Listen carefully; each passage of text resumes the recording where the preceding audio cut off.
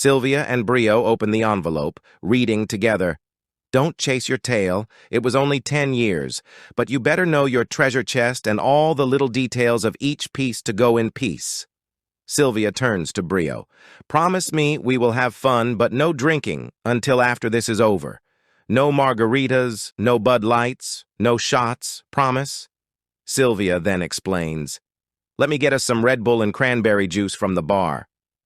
As she opens the door, she sees Vendetta walking with Jacob to his suite. He must have just arrived. She could overhear Vendetta's voice. Can I use my databases? Can we use our cell phones? Do we have access to the internet? Sylvia grabs the drinks and heads back to her suite. Vendetta's here, she tells Brio. Damn. Well, we can only do our best, Brio replies. Suddenly, a loud gong rings from the common area. Then a voice says, Finalists, please come into the common area. Moments later, to clarify, make no expectations on what will or won't be provided during the competition. Bring what you like. Plan for everything. Expect the unexpected. No other questions will be permitted. This whole place has to be bugged, came someone's cautious observation. The room is tension-filled, and glares spit across the room. The competitors and partners went back to their private rooms. Those not in the competition, Sam, Ryan, and Bambi are having fun poolside. Julie has disappeared with Brash. Hey, Sylvia, Brio begins in a calm voice and a somewhat evil smile. You have begged me in the past. No red button if I see shenanigans. Does that apply today? Sylvia smiles. We will play fair, but like they said, assume nothing. Do whatever you need to do. Red button is fair game. But let's make a plan. If we stay above it or below the radar, I think it will get us the W. Just then, Sylvia's phone sounds with a loud chime, a text. She looks down, it's from Acrophobia. The message reads, I am in. Where do I go? Sylvia's mind races again. She looks over at Brio. Should she ask if she can switch to Acrophobia as her partner? Will it hurt Brio's feelings? Sylvia hands Brio her phone, and Brio reads the text.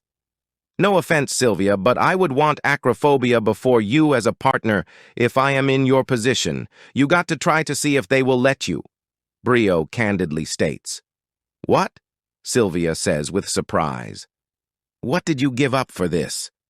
A meeting with John, Brio says nonchalantly. What? Sylvia could not be more shocked.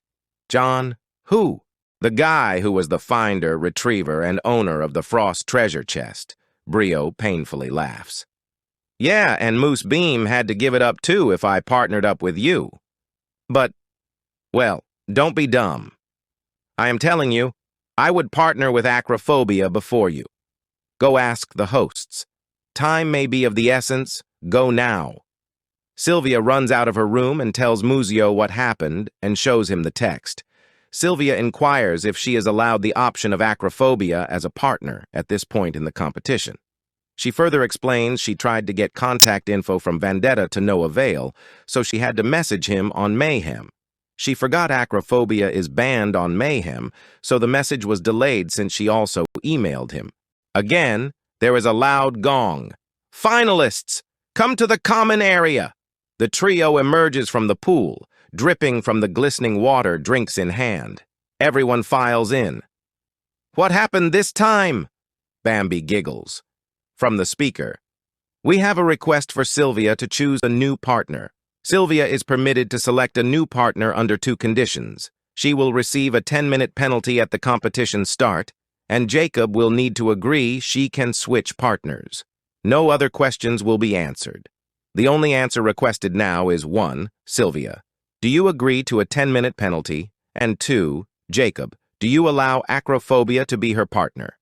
Sylvia then asks, will Brio get to meet John if she is replaced as my partner? The room gasps. What? Brio meet John?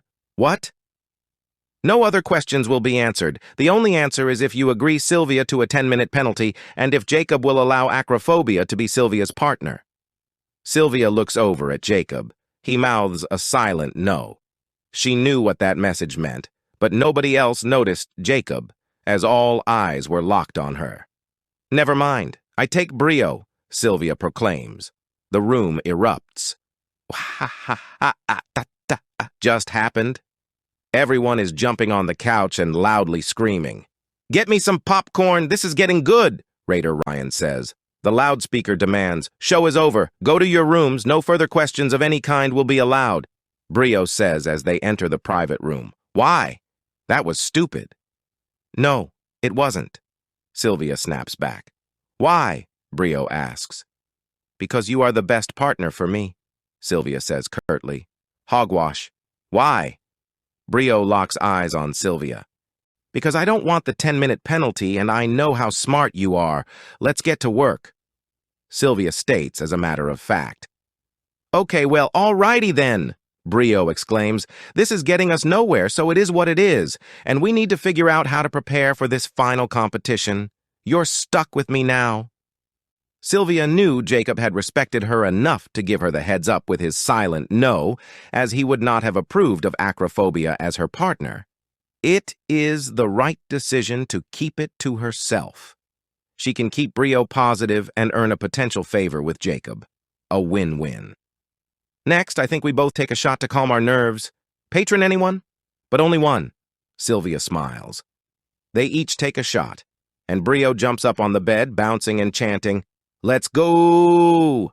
Sylvia turns to Brio. "We already know everything about Frost and the chase. Jacob has an advantage over us with the treasure chest and the auction. So, let's review the auction and all the items, and go from there." Sylvia pulls out her computer and pulls up her archive and notes about the auction.